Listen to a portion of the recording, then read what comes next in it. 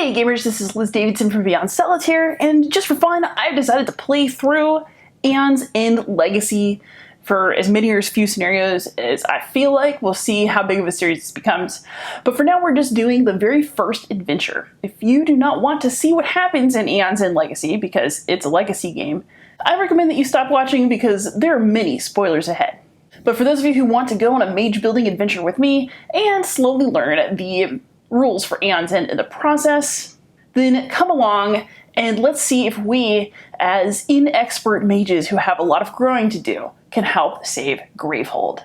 The concept of Aeon's End is that we live in this town called Gravehold that is constantly under attack from otherworldly beings, and we are breach mages using our powers to battle off those monsters. So hold on to your butts and let's get going.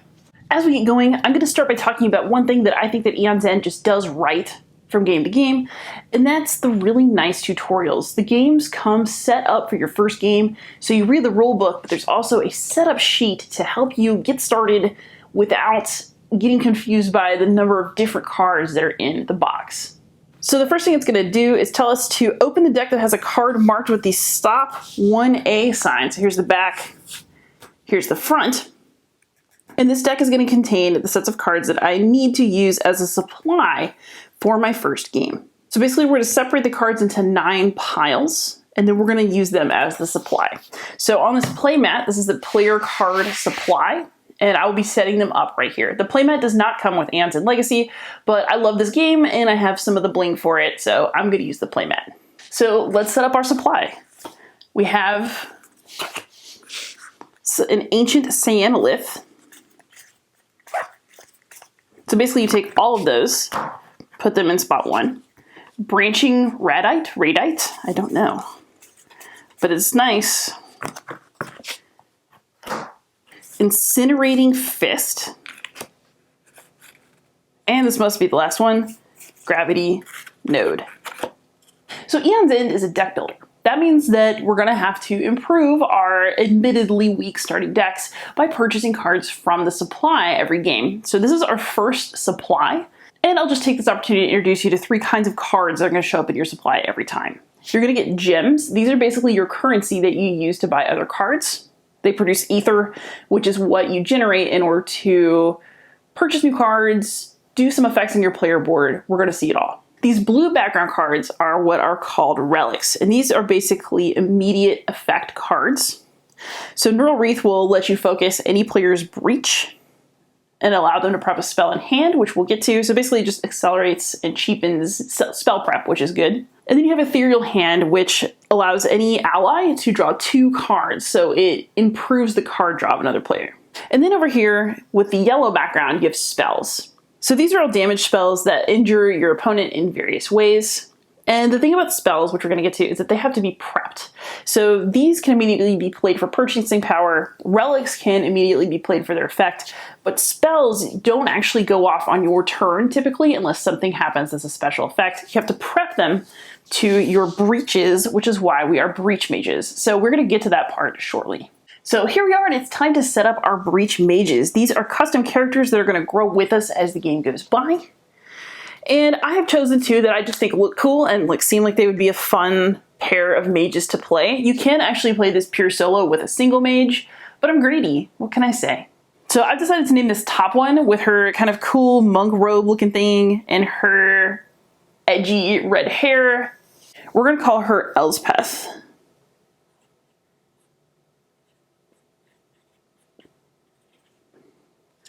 I'm amazed that I managed to write that cleanly with this Sharpie. We're going to take it. And I've decided that this woman who looks super cool is going to be Brienne, because she makes me think of Brienne of Tarth, and she is my favorite. So she gets the extra cool name. So Elspeth and Brienne are both coming with their starting equipment, so to speak. Their equipment is basically 3 breaches. 1 is open. These other 2 start off closed, and so we will be paying to open them as the game goes on. And they each start with 10 life. There's also information at the top of their cards about their starting hand and their starting deck. One thing that's interesting about Aeon's End is that you do not shuffle your deck. So we'll set up our starting hand, and then this deck is actually in a particular order. with left cards on top and the right on the bottom. Just for reference, if you want to play the male versions of these mages, you can just flip it over to the back. But why would I do that? So our super cool mage ladies are almost set up. I've decided that since they're students, they are classmates who don't know each other that well, but let's hope that they become ride or die BFFs over the course of the game.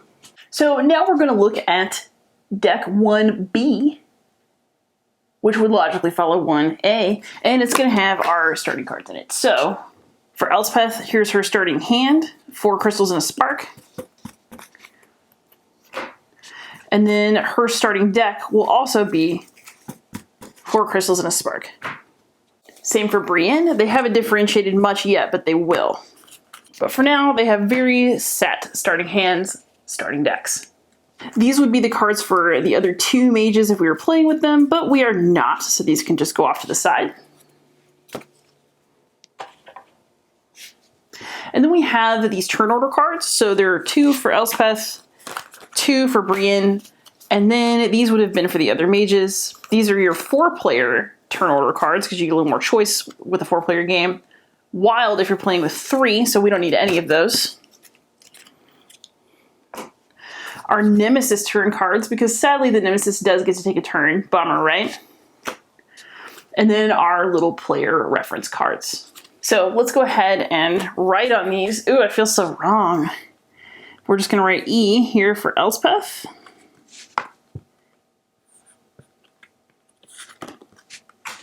And then we'll write B for Brienne.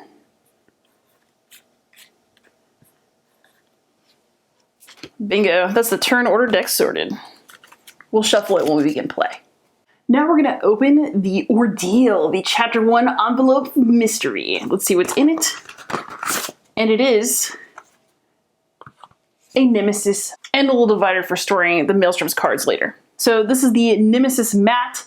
Basically what it does is it tells us all about our enemy, including setup instructions. So we're going to place the assist deck, which I'll show you in a moment without shuffling it, next to this mat face down. And then draw the top card of the Nemesis deck and place it into play. There's also some flavor text. We don't know where Maelstrom came from or how it traveled to this place, but it was drawn in by an experiment conducted by the breach mage Zaxos, who is seeking to learn more about the nature of our breaches. We've never before seen a nameless as large or as powerful as this one. Its spinning blades are heavy enough to crush buildings in one blow, and it fights with an army of deadly minions. If it is allowed to reach Gravehold, I fear we are all doomed. So this is a great first boss fight. Perfect. Love it. And then during the game, he will hang out right here. And we'll talk about what the Maelstrom does. And now we're going to be having a look at deck 1C, which is going to give us what we need to set up our Nemesis. So here we have an assist deck. I'm just going to put them here on the Nemesis specific card slot. We'll be looking at assists momentarily. They're actually good and not bad for once. Then, with no further construction required, we can just set these right here as the Nemesis deck. Don't have to do anything this time. They're just there. Fantastic. That was easy. And so again, what's going to happen is we place the assist deck next to this mat face down. We also do have to draw the top card of the Nemesis deck and put it in play. And so we're going to start with a Doom Crawler in play. We'll put it on the newer side and slide the cards down. But we know that persistent, any player suffers 1 damage. This minion also has 4 health, so let's just give that to him. FYI, we also know that Maelstrom has 99 health because that's what it says on the player mat. So now it's story time and then it's going to be play time. This is a legacy game, so we will be enjoying the story as we go. So here's our prologue. You are not breach mages yet, Brahma lectures as she paces down the line of students, her frail form belying her immense power. Breach mages have protected us since the beginning, since the burning of the world and our pilgrimage into the dark. It was they who founded Gravehold, our last bastion, and if you wish to stand beside these living legends, you must listen and learn. The nameless shall come again, as they always have, and you will need to be ready. You are the hope of our future. That is a grim future, Brahma, but I'll do my best. So, as a young apprentice, you grew up to stories of the breach mages, Brahma the teacher, wisest of the mages, Desmodia the prodigy, master of great magic, Mist, the stoic leader and tactical genius, Malistar, the magical craftsman, Rebellious, powerful, and reckless perfectly sum up Zaxos. These mages are your heroes, and tomorrow, after your ordeal, you will join their ranks. Each of you must overcome your ordeal to learn discipline and focus, the tools you will need to defend Gravehold. We are nothing without Gravehold. To be a breach mage is to sacrifice your life for Gravehold. When you die, it will be in defense of our city. Once you understand this universal truth, only then will you be ready to become a breach mage. Sounds exciting. Let's go. So this is the front of what is called the Legacy deck. Do not shuffle it. Do not go through it. Just do what it tells you to do, and all will be well. So now we're at Chapter 1, Introduction. On the morning of your ordeal, you awake to your barracks door slamming open. Brahma and Mist enter, lifting a wounded breach mage, Zaxos, from a stretcher to one of the empty beds. "You arrogant fool!" Brahma chides. Zaxos clutches his injured side. "We need the power," he groans. "I didn't know." "You have doomed us all," Mist snaps, pressing 2 fingers against her temple, trying to concentrate. Outside, alarm bells ring as an earthquake shakes the very foundation of the building. In the distance, you hear explosions. Mist looks grave. "It is here." Zaxos, face white with terror, moans, "No!" Now we get to read the back of the card. Chapter 1. Brahma and Mist leave Zaxos as they rush to defend Gravehold, and you follow, knowing you must do whatever you can to help. You emerge into chaos. Gravehold is burning and screams fill the air. Above you, a breach swirls, the largest you have ever seen, expelling a colossal orb of blades. Fireballs pelt the Nameless, but its minions are plentiful. You can only watch as one mage is torn to pieces by a bladed warrior. As the flames push back the darkness, you see the building form of your foe descending, surrounded by its ruthless army. Brahma staggers away from the fray, coughing and cradling a freshly wounded arm. So we're going to read the front of 3. Desmodia and Malistar are holding the line, but we are overwhelmed. You have much to learn, but there is no time to spare. Gather your wits and hold off these creatures however you can. Focus on the minions to protect the breach mages. You must work together. Give them the openings they need, and let us focus on the Nameless. Each of you are a link in the chain. Do not break. So then we'll read Maelstrom's setup instructions, which we did already read, and then we're going to fight Maelstrom and save Gravehold. If we win, we get to read the back of this card. If we lose, we go to the front of the next card. So there are different consequences depending on whether we win or lose. Let's hope for victory. So here we are ready to play. Our Nemesis all set up. And here's our market with Gravehold that has 30 life. We also have our turn order deck. So basically what that is I took the turn cards for Brienne and Elspeth and shuffled them with the 2 cards for the Nemesis. So in this game we don't actually know who is going to go first. Turn order is determined by the deck. So you can't depend on exact timing for different combos to go off, etc. Alright, so now we're ready to begin play. I will be explaining things as we go. So don't worry, hopefully by the end of this play, you'll have a good sense of the most basic rules of Aeon's End. So the first thing we're going to do is we're going to draw from the turn order deck. And the first person up is Elspeth. So our current turn is going to be Elspeth. So she is going to pick up her first hand and get to work. So we already knew it was in our first hand from the setup. We know that she has 4 crystals and 1 spark. My spark is a spell that will deal 1 damage. And my crystals are basically currency that I can use to purchase cards from the market. In order to cast a spell, what you're going to need to do is you're going to need to prep it to one of your breaches. So I have 1 open breach to prep this spell to, so I'm going to go ahead and prep Spark right here. I can't play it this turn, but next turn I will be able to cast my spell and do a little bit of damage. Now I have 4 of these crystals left, and I'm going to be able to spend them to generate ether, and then those will allow me to purchase from this market. So one thing that makes Aeon's End interesting as a deck building game, well, there's 2 things. One is that you don't shuffle your discard pile, you just flip it back over to make your deck. So right now it's pretty obvious it's going in discard, but you have to think more about that as the game goes on. The other is that if you can't cast a spell, you are not able to actually discard it, it just hangs out in your hand turn to turn. However, that's not true of crystals. If I wanted to use my crystals to generate 4 ether, but only spend 3 of it, that is a legal move in this game. So as I'm making my market selection, I'm going to need to decide if I want to spend all of my crystals generate 4 ether and let one of my crystals just kind of go to waste, or hold on to a crystal for the following turn. I don't think I really want to hold on to anything, so let's check out our options. I think what I'd like to do is increase my purchasing power while the game is young, because I'm going to want to be buying a bunch of damage spells shortly. So I'm going to spend all 4 of my crystals to pick up Branching Radite for 4 ether. So I generated 4 ether with my 4 crystals, and then I picked up a 4 ether card. So Branching Radite lets me gain 2 ether instead of just 1, and also if I have 2 or more prep spells, I get an additional 1 ether. So it rewards spell casting. So that was my whole turn. These will all go to discard. If they were different, I could actually sit here and choose what order I wanted to discard them in, but they don't really matter at this point, so there we go. Then Elspeth is going to draw her next hand, which is, again, very predictably, a spark and 4 crystals. So that was Elspeth's entire turn. Now we are going to see whose turn is next. Oh dear, it was the Nemesis turn. So that means that the Nemesis is going to go. So when the Nemesis turn comes around, what you do first is you resolve cards that Nemesis has already put out. So from oldest to newest, which is why this timeline matters, we can resolve the effect of each of its power cards and the persistent effect of each minion card that the Nemesis has in play. So what that's going to mean in this case is that the Doom Crawler can cause any player to suffer 1 damage. So Brienne and Elspeth look at each other, ask each other, all right, who's going to eat this damage? And Brienne is like, whatever, wimp, I'll take this one.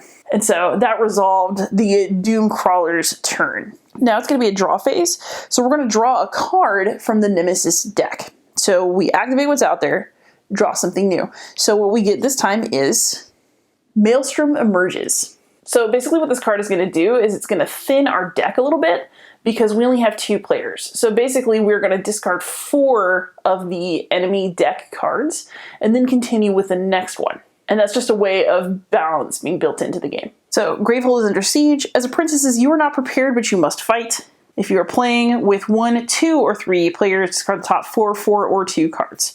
So basically, discard, discard, discard, discard. So we got rid of all of those. But we are going to draw a new Nemesis card, so the turn is not over yet. So these all got discarded, and then we draw a new card. So this card says Impale. We are going to unleash, and then we're going to assist. So these are 2 keywords that are going to direct us when we are controlling the enemy in this particular game. So first is Unleash. There's an Unleash power here on Maelstrom, and we know that when he unleashes, Gravehold suffers 3 damage. So we have to take poor Gravehold and adjust the damage. So we went down from 30 to 27. It's a rough go. But then we're going to do an assist. So remember this assist deck over here? Every time you see the keyword assist, that is a cue to draw an assist card. So this first one is Mist's Fury. The battle rages on and the air is filled with ash clouding your vision. Suddenly, Mist whips a lava tendril from the fog, striking the Nameless hard enough to crack its outer shell. Mist deals 10 damage to Maelstrom. So I'll just put the assist discard over here. So now Maelstrom is going to take 10 damage, and hey, we didn't even have to do anything. So Maelstrom is now down to 89, but we have quite a bit of work ahead of us. So let's see whose turn is next. Okay, this time Brienne is going to get to go. So Brienne is basically going to do the same thing that Elspeth did. She's going to go ahead and prep a spell to her Open Breach, and she's going to spend her crystals to buy something cool in the market. However, Brienne, I mean, look at her. She's a total awesome fighter over here. So I think we're going to make Brienne our damage dealer. So Brienne is going to spend her 4 crystals on a spell. So I think that she should buy Incinerating Fist. So we're going to use Incinerating Fist to deal 3 damage at some point on a future turn. So Incinerating Fist goes in the discard. All the crystals are the same, so they go on top of the discard pile. And then this will be Brienne's hand. So we already know what's in it. It's a spark and 4 crystals. Hopefully we'll get to do something with it on a future turn. So now we're back to the turn order deck. Elspeth again. Excellent. Okay, so what Elspeth is going to do is she's going to cast. So basically on a player turn, we've just been kind of going to the main phase because we didn't have any spells ready to go. But when you have spells that are prepped to your breaches, you choose whether to cast them during the casting phase. So there's a little bit of nuance to this. If it's an open breach, I can actually choose whether I want to cast my spell or not, but right now, of course, I want to cast it. If I chose to focus one of these other breaches in order to place a spell there temporarily, even though the breach isn't open, that one you do have to cast at the beginning of the next turn.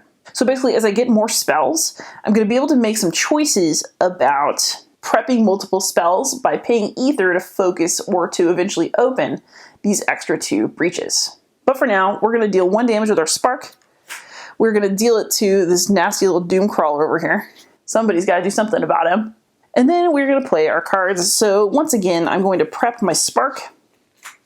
And then this time, I think I need some more attack spells as well. So I'm going to spend my 4 crystals on an incinerating fist, which will go here. And then crystals go into the discard pile. So now I would draw up to my, my 5 cards at the end of a round. However, I don't have any cards in my deck. So this is what makes Aeon's End an amazing deck builder, because you don't have to shuffle.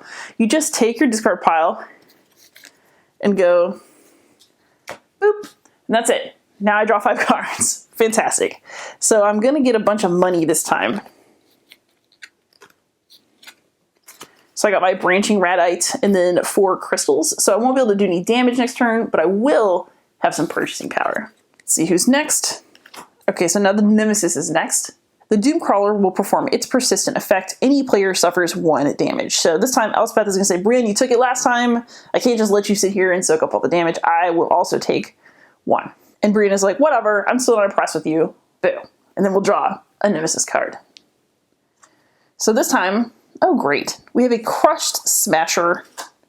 So the Crushed Smasher has a persistent effect as well, and it is that Gravehold suffers 2 damage. So next turn, Gravehold's gonna start taking hits because of our nasty little Crust Smasher. Let's go ahead and give it 4 life. And hopefully we'll be able to turn our attention to destroying that nasty little thing. But next, it's Brienne's turn. So she's gonna go ahead and cast a Spark to keep going at this Doom Crawler, because we've started, we might as well continue now. And now she's going to play her cards. So once again, we're gonna have a Spark. And we're gonna go ahead and put these 4 crystals to good use. So I think what I want this time is, I'm gonna spend my 4 on a Neural Wreath. So it's a relic that lets me focus any player's breach. Any player may prep a spell in hand. So this will basically help us get our breaches open faster and prep extra spells without having to do a lot of extra work or spend a lot of ether. So let's go ahead and grab this Neural Wreath. We'll put it in discard and we'll put the crystals on top. So now this whole round is passed. We're gonna reshuffle the turn order deck and begin anew. All right, so I've just reshuffled the turn order deck, and yes, I should redraw for Brienne really quick. So her deck will just come over, and we'll get Incinerating Fist, Crystal, Crystal, Crystal, and Crystal. So she's a nice hand coming up. All right, so now I've shuffled my turn order deck, and we're gonna have a new turn. Elspeth is up first again. All right, so Elspeth is going to cast Spark. And she's going to use that Spark to take another health off of the Doom Crawler. It's almost dead. If we can get Brienne to kill it, that'd be great, because we wouldn't keep losing life before another, Nemesis turn comes around. Now we'll see what Elspeth has in her hand. Money, money, money. Okay, so I have 2, 3, 4, 5, 6 ether to spend. So I think what I'm going to do is I'm going to buy an Ethereal Hand with my 6. That's really nice. So an Ethereal Hand allows any ally to draw 2 cards. So basically I can set it up so that Brienne's deck will run faster, which I think is a good idea. And so then let's put the Branching Radite up top, crystals on the bottom, and we'll draw 5 cards. 1, 2, 3, 4, and 5. So we'll be prepping some spells next turn, which is going to be awesome. So next, we'll see who's next on the turn order deck. Let's find out. All right, so Brienne is going next this time. So Brienne is going to pick up her hand. She's going to cast Spark. And it's going to kill this annoying Doom Crawler, which is now dead. Yay! So now we still have to deal with the Crust Smasher, but it's going to hurt Gravehold and not us. And our life is even more limited than Gravehold's at this moment. We'll kind of have to do a trade-off. All right, so Brienne has her new spell, Incinerating Fist, which does 3 damage. So she's going to prep that to her breach. So now I've got 4 crystals left. I can generate 4 ether with that. The question is, do I want to spend 4? I think what I might do actually is I'm going to use my 4 ether to buy 2 fire chakrams. And then put the crystals on top. So basically I'm just getting a bunch of wild cheap damage spells, and we'll see how this works out. So that was Brienne's turn. She's going to draw back up to 5. And now we've got some interesting stuff going on. We've got the Neural Wreath and the Spark, plus some crystals. So hopefully our Neural Wreath is going to start helping us in this next round. So now, I don't know who's coming next. It could be one of us again, or it could be the Nemesis. Let's see. Oh, okay, so Elspeth gets to go again. Unfortunately, she can't do any damage. What a bummer. But she can at least get ready to rock. So I have the Spark and this Incinerating Fist. Let's prep this Incinerating Fist. Then I have 3 crystals. Okay, so here's what I'm going to do. I'm going to use these 3 crystals to generate enough ether to focus this breach so that I can prep my Spark spell as well. So if I had 7 ether, I could just open the breach outright, but I'm not going to do that. I'm going to rotate it once clockwise. So what that's going to mean is that I've paid my 3 crystals to focus, and now I can optionally prep another spell. So I'm going to prep Spark so that next turn 2 spells will go off. If I wanted to, I could hold on to this. There are like benefits that you can get sometimes for having multiple prep spells, etc., but we're just going to fire with everything we have. And then this Spark will automatically go off during my next cast. Then I'll draw my 1 card, flip my deck, 2, 3, 4, 5. So Brienne is going to get some sweet card draw next turn of Elspeth's. So we're due for a Nemesis turn, and it is so. The Nemesis is going to take a turn. Boo. All right, so the Crust Smasher is going to do its persistent damage. That means that Gravehold is going to take 2. We're now down to 25. And we're going to draw a card for our Nemesis. So we have any player suffers 2 damage, any player discards a gem, assist. So let's have a look at our hands really quick, figure out who's going to discard a gem first. All right, so Elspeth's got 4 in her hand, whereas Brienne only has 3. Okay, I think what I'm going to do is we're going to go ahead and let's ditch this crystal from Elspeth. So we'll discard that. It breaks up my money pile. That's a little concerning, but it'll be okay.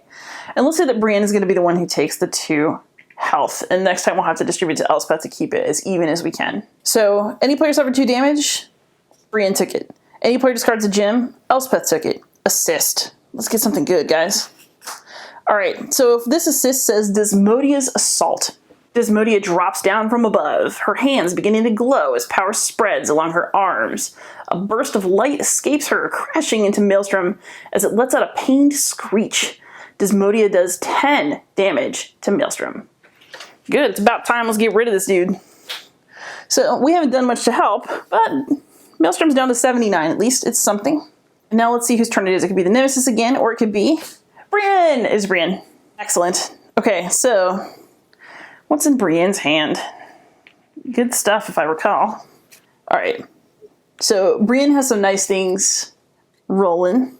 What we're going to do is first, we're going to go ahead and cast Incinerating Fist to do 3 damage to the Crust Smasher. It won't kill it, but it's something. At least we will get this stupid Crust Smasher at some point on one of our next turns. So goodbye, jerk. Now we have our hand to deal with, so we're going to go ahead and prep Spark. And now we have this Neural Wreath. Focus any player's breach. Any player may prep a spell in hand. Let's see if I have any spells in Elspeth's hand that might make her extra nasty next turn. You know what? Let's go ahead and just do it. She's only got a Spark. She's got this like tiny hand. That's okay. So let's go ahead and play this Neural Wreath to focus this breach. So we're bringing it a little bit closer to openness. And we can prep Spark. So during my next casting turn, I'm going to deal 3, 4, 5 damage to somebody. I can split it up as well. And then I have these 3 crystals. I think that I'd like to set myself up to buy a Gravity Node. Or do I just want to spend all 3 for a Warping Haze? All right, I need a little bit of money, so I think what I'm gonna do is I'm gonna go ahead and spend these 3 crystals to pick up an ancient cyanolith, just to give me a little extra buying power. Then I'm gonna discard these 3. That way I'm set up for 5, so I can maybe start getting gravity nodes, because those are nice high damage cards. And then we'll draw 1, 2, 3, 4, 5. All right, so we're having a little bit of a glut of spells, but I'm here for it. Next, we know who's gonna go. It's gonna be the Nemesis. So the Crust Smasher is gonna do another 2 damage to Gravehold, which I do not enjoy at all. And then we're gonna draw another card. So we got another nasty creature, a Mantle Augur. So immediately it's going to assist. It has a persistent effect that causes Gravehold 1 damage per turn. So we've got to deal with these or else. So before we do any of that, we do get to assist. So let's grab an assist card. Fantastic. So now we get Malistar's Boon. Malistar stumbles from a cloud of debris, coughing and covering his mouth. "It's up to you now," he wheezes. "This will help. Any player gains a gravity node from the supply and places it into their hand." So I think I'm actually going to give this gravity node, woohoo, to Elspeth. She's already got kind of a depleted hand. And the gravity node is something that's an easy damage spell for her because she's got a lot of crystals and stuff that we might be discarding. Whereas I want to use a bunch of Brienne's spells. So we'll see how that actually turns out. I think it's good to give Elspeth a little something something. All right, so now the turn is over. We shall shuffle the turn order deck and see who goes first. So it's going to be Elspeth. Again, she's like lucky first this round. Okay, so the first thing Elspeth is going to do is cast. She's got an Incinerating Fist, Spark, and Spark. So I'm going to use my first Spark to kill the Crust Smasher, because that little jerk's got to go before the Nemesis takes a turn and does more damage to Gravehold. So get out, Crust Smasher. Now we have this Mantle Augur that has 8 health. We're going to do 3, 4 damage to it. So we can at least knock off half of that right away, which is really satisfying. Good riddance. And then let's put Incinerating Fist. Let's say that one went off first. And then the Spark. So the Incinerating Fist will come up sooner in my deck when I re-up it. All right, now we've got my hand. Let's see what we got going on. All right. I think the first thing that we're going to go ahead and do, let's go ahead and prep my gravity node. So when I cast it, any player discards a card in hand, so any of us can. And if we do, we can deal 4 damage, which is enough to kill this minion if we get really lucky. Unlikely, but we'll try. Next, I do want to play my Ethereal Hand. Any ally draws 2 cards, so that means that Brienne can draw a couple cards. All right, so it lands her with 2 more crystals. It's not amazing, but that's actually probably good. I think we can probably pay to prep a breach up here for her, which would be great. All right, and then I have my Branching Radite and my other crystals. So I have 2, 3 to spend. Let's spend it on, I'm going to grab a Warping Haze. I think that would be nice for me. And then we will have her turn over with. So we'll draw back up to 5. 1, 2, 3, money, money, money, 4, 5. Wow, good thing I prepped that spell this past turn. Oh dear.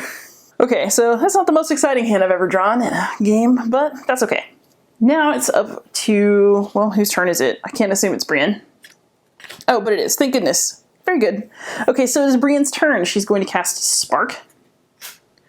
The Mantle Augur will lose 1 more health and continue to just be here and be irritating. And then Brienne is going to have a look at her hand. So she has got some good stuff in here.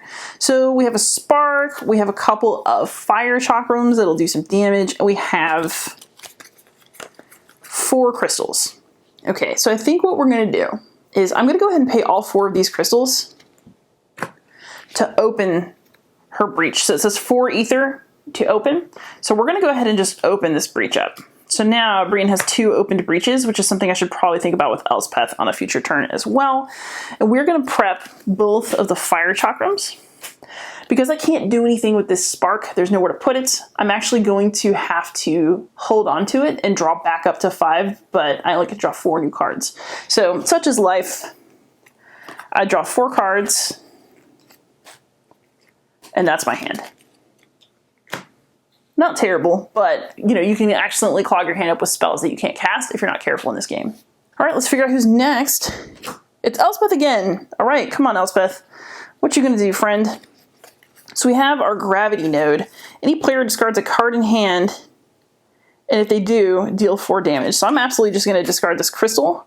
We're gonna do 4 damage to this Mantle Augur before it can do any more damage to Gravehold. That worked out fantastically. So now this buddy is dead. And I have 4 crystals left. I'm going to use all my crystals to create 4 ether, a pool of 4 ether. But I'm only going to spend 3 of it, and I'm also going to open a breach. Also, I should put this gravity node in here first. That should have gone off right when I cast the spell. All right, so we've done that. 1, 2, 3, 4, and 5. Okay, so we got some sweet spells to cast on my next turn as Elspeth. Who is next? Brienne. Okay, so in some ways this is good. In other ways, this totally stinks because the enemy's gonna get go twice in a row, and that is never a good thing. Woof. But we'll take it. This is what fate has dealt us, so that's fine. What Brienne is going to do is she's going to go ahead and cast both of these fire chakrams. We're going to do like a nice little puny 4 damage to Maelstrom. We're getting a lot of help from the bigger mages, but we should contribute to the cause. We've done it. Now let's have a look at what's in my hand. Okay, so absolutely we're going to prep Incinerating Fist. We're going to prep Spark. I have a Neural Wreath, which will focus any player's breach, and any player may prep a spell in hand. So I'm going to go ahead and focus this breach for my friend Elspeth over here so that she is closer to actually opening all 3 of her breaches. Also, I'm going to go ahead and just pop Incinerating Fist in here so she can do a nice fat hit right at the start of her next turn. Because we don't know what's coming out from the Nemesis deck, and I feel like that's smart. Then I have 3 money. What do I want to spend it on? I'm going to go ahead and grab a Warping Haze. Why not? We'll deal some damage. So now Brienne's going to draw up. 1, 2, 3, 4, 5. So Brienne's going to have a money turn this next turn. All right, so our ladies have done the best that they can to prepare for more battle. But we know the Nemesis is going to go twice. Nemesis turn. Nothing is in play, thank goodness. So we're going to draw a Nemesis card. And this is our first power card. Power cards are horrible, and we're going to talk about why. So with a power card, nothing happens right when you play it. This one has power 2. Basically what's going to happen is that next turn, literally the next turn, because the Nemesis has the next one of these power tokens will be removed. And then the next turn, the second one will be removed. And when this card is empty of power tokens, the effect goes off. So in this case, it will unleash, which means it'll do damage to Gravehold, and the player with the most open breaches will take a damage. So Acid Fog is not really something that we want to deal with right now, but we also may not generate the 6 ether that we need to discard it. So basically, within a couple of Nemesis turns, we either have to generate 6 ether and spend it all, or we have to deal with the consequences of the card. The next Nemesis card has appeared, so one of these power tokens will go away. And then we're going to draw another card. So in this case, we got the Merciless Titan. Persistent, the player with the lowest life suffers 1 damage. Oh, great. So we'll put his 10 health on him. We're going to deal with that. Good thing we got ourselves set up to do some damage next turns. And then the player with the lowest life will suffer a damage. So basically he's going to eat away at Brienne unless either Elspeth gets weaker or we kill this dude. I think we know what we need to do. So let's go ahead and reshuffle our turn order deck and hope that it's not the Nemesis right away at least. But who knows? Oh man, it's a Nemesis turn. Okay, so we didn't even get a chance to deal with the Acid Fog. So this power will come off and we will unleash. So that means that Gravehold loses 3 health, and the player with the most open breaches, that's actually tied, so we're going to say it's Elspeth, because she's the one who's got more life right now, will suffer 1 damage. So at least that's gone. The Merciless Titan will now activate. The player with the lowest life suffers 1 damage. So Brienne took a hit. And now we get to draw another Nemesis card. As you can see, this can get real fun. All right, so unleash twice. The player with the fewest open breaches suffers 2 damage. Assist. Dang, unleash twice? So that means that Gravehold is now down to 14 health. That is a bummer. Boo. All right, the player with the fewest open breaches suffers 2 damage. I'm going to go ahead and do it to Elspeth to keep her fairly even with Brienne. And then we will assist. Hopefully something good comes off this assist deck. Please, please, please. All right, Zaxos arrives. All right, Zaxos, you caused this problem in the first place. You owe me. Zaxos appears beside you, one hand clutching his wounded side. I can fix this, he yells. He lashes a solid black energy from his shadow across Maelstrom's shell. Doubled over with pain, Zaxos stumbles through a breach and vanishes from battle. Zaxos deals 10 damage to Maelstrom. So at least Maelstrom took another 10 damage, so he's down to 65 from 99, but we got a ways to go, kids. All right, let's see who's next. Hopefully not Nemesis, good lord. All right, Brienne, you are next. Take it out for us. All right, so Brienne is going to cast her spells. We will start with Incinerating Fist, dealing 3 damage to this nasty little merciless titan. Then we will cast Spark, which will deal another 1 damage to the merciless titan, leaving it with 6 health remaining.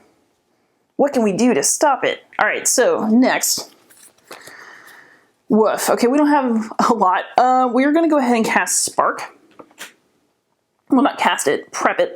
And then I have 4 crystals. So I think what I'm going to do with my crystals... Ooh. Let's just keep going for damage. I'm going to spend these 4 on another Incinerating Fist. And then these 4 crystals will go on the discard. So then I will draw more cards. 1, 2, 3. Wow, these crystals. 4. Yes.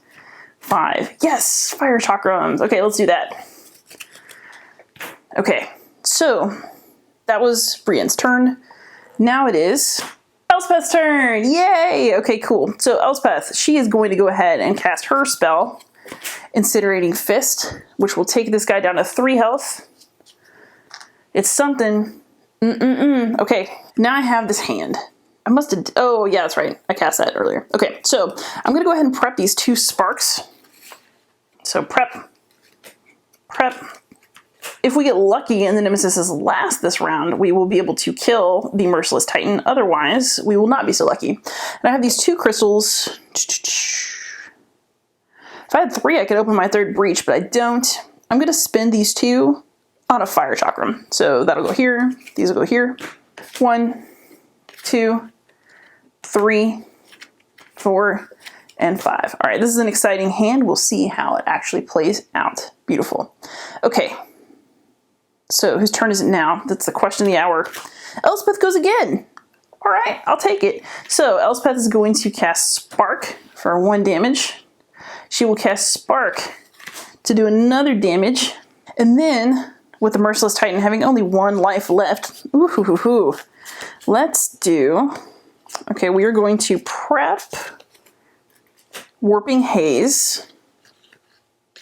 We are going to cast Ethereal Hand, which is going to allow Brienne to draw 2 more cards. Beautiful, beautiful.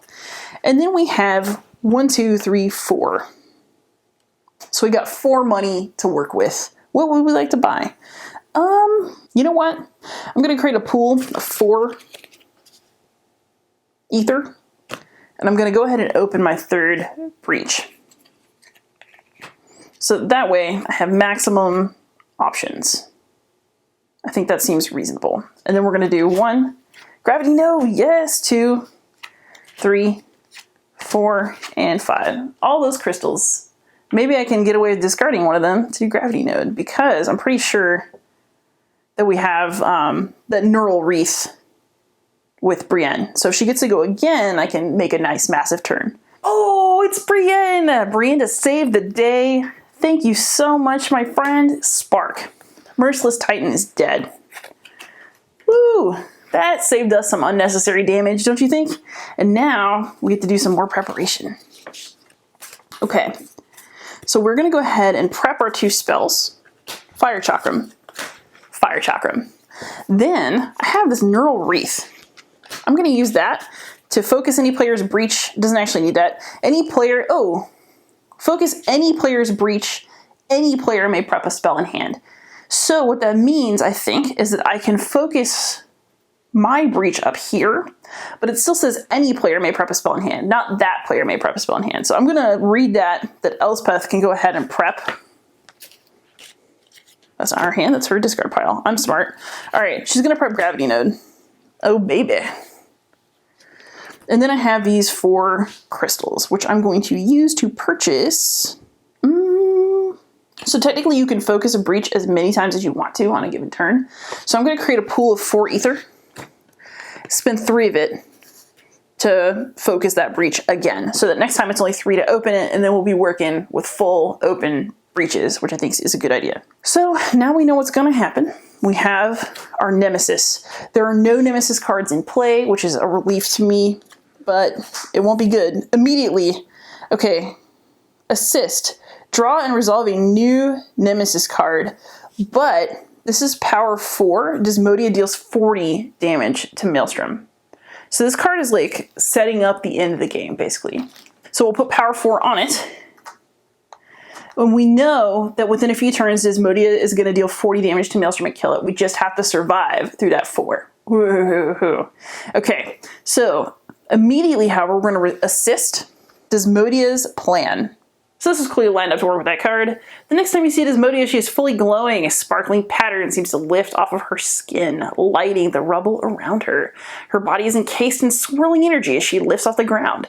Keep holding, apprentices. My attack is nearly ready. Just a few moments longer. So we just got to chill out and wait for Desmodia to make a big fat hit on Maelstrom. Come on, Desmodia. Now we got to draw and resolve a new Nemesis card, and I'm scared. Oh Lord, I was right to be scared. Oh no. So it's Unleash. So now, Gravehold's down to 11. Oh, this one goes to 11, but it's supposed to be higher than that.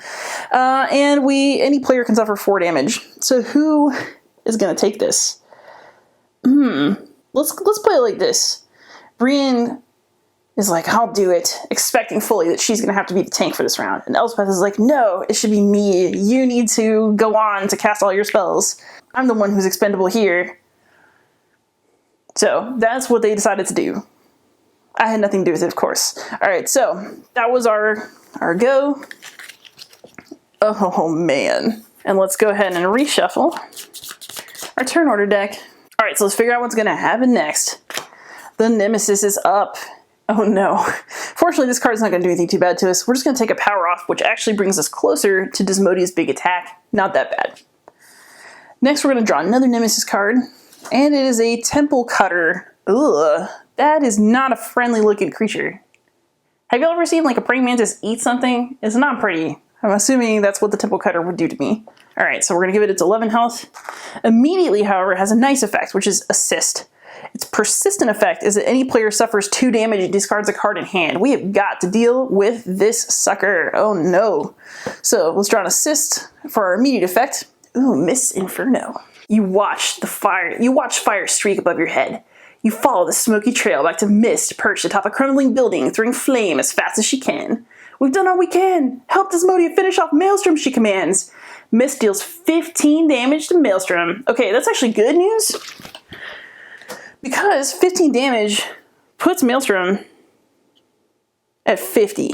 We only have to do 10 damage to this thing on our own in order for Desmodia to knock it out in a couple turns. So hopefully we can deal with the Temple Cutter and then do some damage to this. Hopefully. So that's what happened for now.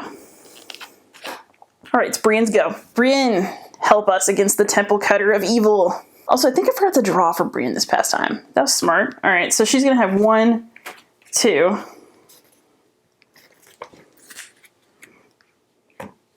3, 4, 5 cards in her hand.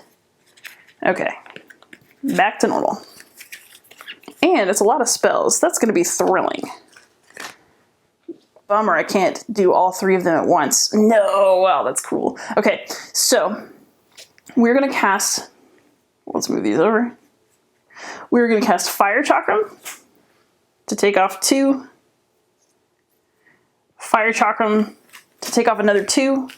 So we'll give him 1 back. So the Temple Cutter is at 7. All right, all right.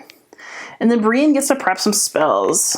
She is no joke at this point. We got some good stuff. Sorry, my breeches are just going everywhere. All right, so let's go ahead and prep our really good stuff. Let's do our 2 incinerating fists.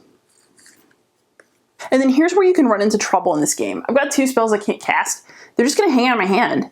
The Ancient Cyanolith I could do something with, but there's nothing to buy for 2. So actually, I'm just gonna go ahead and hang on to all these and draw 2 more cards, up to 5. Okay, cool. So now I have enough crystals to open this 3rd breach, which is a good goal for, I think, next turn. So that was Brienne's go. Let's see who's next. All right, it's Brienne again. To the rescue. She's berserking right now. All right, so she's going to cast Incinerating Fist for 3, and another Incinerating Fist for 3. That's 6 total damage. Get out, Temple Cutter. Only 1 health left. Lovely. And then I think what Brienne is going to go ahead and do is let's have her do, let's just go ahead with the Spark and the Warping Haze, and then I have 4 crystals. Well, 4 worth, so 2 crystals and 1 Ancient Cyanolith that's worth 2. So I'm going to generate 4 ether, but I'm only going to spend 3 of it to open my 3rd breach. So that way I can be going wild for the rest of this game. So Brienne's going to draw 5 more cards. 1, 2, 3, 4. Neural Wreath, woohoo! And 5. Okay. Now it is going to be Elspeth's turn. Oh, that's bomb. I like that a lot. Okay, so she's going to go ahead and do 2 damage. Actually, so I have 2 or more other prep spells, not including this one. Never mind. So it's just 2 damage. That's nice to me. That's enough to kill this Temple Cutter before it can get at us. Thank goodness. Get out, Temple Cutter. So now I have my gravity node. And it says any player discards a card in hand. If they do, deal 4 damage. I'm going to go ahead and ditch one of my crystals. Heck yeah. And then the gravity node is going to get played. So we're going to go ahead and deal 4 damage to the Maelstrom because we got to do our part. So now it's down to 46. We know that in a couple more turns, Desmodius is going to hit it for 40. So we're trying to contribute to the cause here. I have 3 crystals left. Let's go ahead and grab another Warping Haze just to make sure I've got lots of damage. These will go here. And then, time for a full-on deck rebuild. 1, 2, 3, 4, and 5. All right, 3 spells, 3 breaches. Looks good to me. So, let's see who is next. It's either Elspeth or Nemesis. It's Elspeth! Woohoo! All right, so Elspeth is just going to set up to do some damage. Let's go ahead and put our Incinerating Fist, our Fire Chakram, and our Spark out, ready to go. So we're going to make a big hit at somebody, whatever the Maelstrom brings out or the Maelstrom itself. I have these 2 money to spend. Can't really do anything with them. What I'm going to do is I'm going to cycle them. So I'm going to create a pool of 2 ether that I then don't spend, so I can draw back up to 5.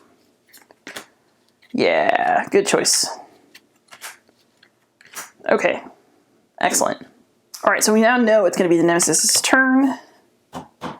So Desmodius Flare, we're going to take off 1 more power. So we got 2 more Nemesis turns before this goes off. We'll see what happens. Shockwave. Okay, immediately assist, but power 3, each player suffers 6 damage. So if we don't take care of this within this number of turns, everyone dies. So I have to be ready for this thing to die before Desmodius Flare goes off. We got under control, but if we were taking our time, we would all get smacked. So let's put those 3 power tokens on to show that's what's going on. Okay, time to reshuffle this deck. Let's go. Okay, so let's see who's first. Oh, fun, the Nemesis is first. Great. Hi, Nemesis. Okay. Oh, wait, and I'm a goofball. We should have done an assist this last turn. Tisk, tisk. So here's an assist. Ah, Brahma's Rally. Oh, how nice. This is our last stand, Brahma cries out. We need to hold on just a little longer. Weaken Maelstrom enough so that Desmodia can deliver the final blow. Your mentor glows for a moment and fades. Suddenly, your wounds mend on their own. Any player gains 2 life. It's definitely going to have to be Elspeth so that she can be at 4 life instead of 2. That was pretty bad. And yes, now is the Nemesis turn. So we are going to resolve these cards by removing power tokens. Then we're going to draw a new Nemesis card. Oh man. Bladius.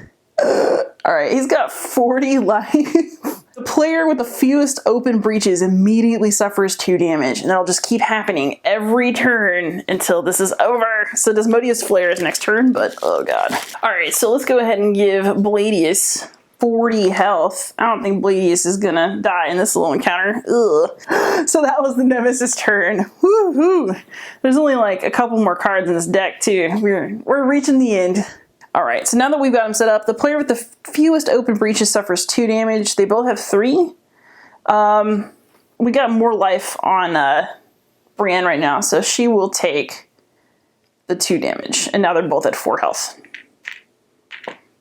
They're keeping it even, tied to the last. True friends. Alright, who's next? Elspeth! Okay, Elspeth, let's see what you can do. So Elspeth is going to cast Incinerating Fist, then Fire Chakram, then Spark against the Nemesis for a total of 6 damage. Now, the Nemesis is at 40, which means that when Desmodia does her hit, is done. That is really good news for us. But we'll still continue playing because you just gotta play all the way to the end. Alright, so I have a Spark. I have Ethereal Hand, so I'm gonna let Brienne draw 2 cards just in case something exciting should occur. More crystals. That was thrilling. And then I have 4 ether worth of stuff. So the Radite for 2, crystal for 4. Anything I want to buy? Let's just buy another Incinerating Fist because I can. Let's just spend my money. Okay, so now we're going to draw 5. 1, 2, 3, 4, and 5. Okay.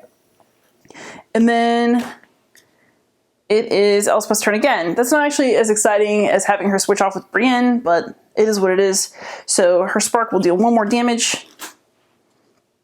We'll of course do it to Maelstrom, because this is the one to beat. We don't have to beat Bladius. We only have to beat Maelstrom to win. So what would I do now? Let's do what I would normally do. So it would be prep, prep, prep. 2 crystals, I think, but basically what I would do is I'm going to create a pool of 2 ether that I don't spend, so cycle them out. Alright, so whose turn is it next? If it's Desmodia's turn, it's game over. Well, the Nemesis' turn. And so it is. It's the Nemesis' turn, so what that means is that boop, this power token comes off, and immediately we're going to assist. So here's our final assist card. Desmodia's Bombardment. What perfect timing, everyone. There's 40 damage to Maelstrom. So we've got Desmodia's Bombardment. Desmodia continues to rise in the air, radiating so brightly it's difficult to look at her. You did well buying us time. Now I can end this. Take care of Gravehold. The cavern walls are rocked to their core as Desmodia releases all of her stored energy at Maelstrom. So now Maelstrom is reduced to no health. Boom. Get out, Maelstrom. So we have won this first game, this first scenario of Aeon's End Legacy. So when you win, you go back to the Legacy deck to find out what happens next. If you really don't want to know, now might be the time to stop. Alright, so here we had our instructions. At the end of your game versus Maelstrom, if you won, read the back of this card. If you lost, read the front of card Legacy 4. We will read the back of this card. Thank you. You watch from the edge of the caverns as Desmodia faces off against Maelstrom. One bright light against the terrible darkness. Luckily, you managed to do the impossible. Hold off Maelstrom's minions long enough to safely evacuate Gravehold. The survivors huddle behind you, terrified as Desmodia erupts before them. The entire cavern shakes and collapses. Towers fall and buildings crash down upon Maelstrom, burying it underneath a mountain of rubble. Your home, Gravehold, is no more. At least you led many of its citizens to safety. Ooh, stuff got real, everybody.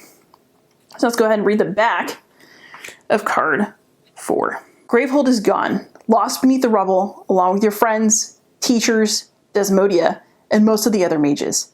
You recognize Mist and Malistar among the survivors tending to the wounded. Zaxos is among them, his eyes hollow. "This is your fault," Mist screams at him, tears in her eyes. Zaxos backs away slowly. I didn't mean to. I was only trying to protect us." His words become unclear as a dark breach opens behind him. "Close it, Zaxos," Brahma shouts. "I beg you." Zaxos vanishes into the void, his last words echoing in the tunnel. "I'm sorry." Read the front of card 5. Let's go. "It takes a true ordeal to access your inner power," Brahma explains. "While others search for survivors, you will train with me. Only then will you be able to serve the survivors of Gravehold." So now we're going to follow the end of game instructions on page 20 of the rule book. Each player finds the card that matches their mage from Legacy deck cards L6 to L13 and banish all the other cards. So basically this is where we start to kind of set up stuff for the next game. Open Insight 1. Each player chooses one of the starter card effects and adds it to their card. We're basically going to get some cool stuff. So let's go ahead and go through all the steps because I feel like learning how to play this game is going through the steps. So follow the end of game instructions on page 20 of the rulebook.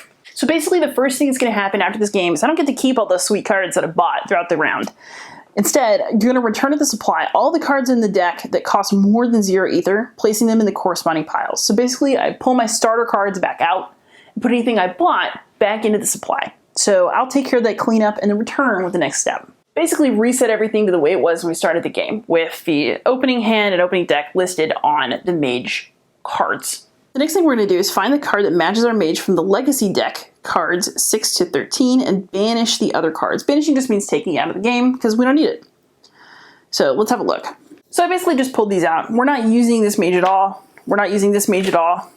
We're doing female red mage and female blue mage. So here are Elspeth and Brienne cards, and these are what we're going to keep. So we know that stuff is unlocking at the end of chapter 1. Let's find out what it is. Now we're going to open Insight 1, which is where the stickers come in, and you know I like a good sticker. So this game comes with these little insights that we're going to be able to look at, but you look at them progressively as the game goes by. So let's go ahead and see what is under Insight 1. Haha. So now this is blank. And we're going to get some special starter card effects, which I think is pretty cool. So basically what's going to happen is that we're each going to start customizing our personal starter card that has a different effect. And then we're going to place the starting hand sticker, this one here, over the 4x crystal, 1x spark listed in the starting hand section on the new player mat. So we're going to get to make adjustments to our starter cards by picking cool effects.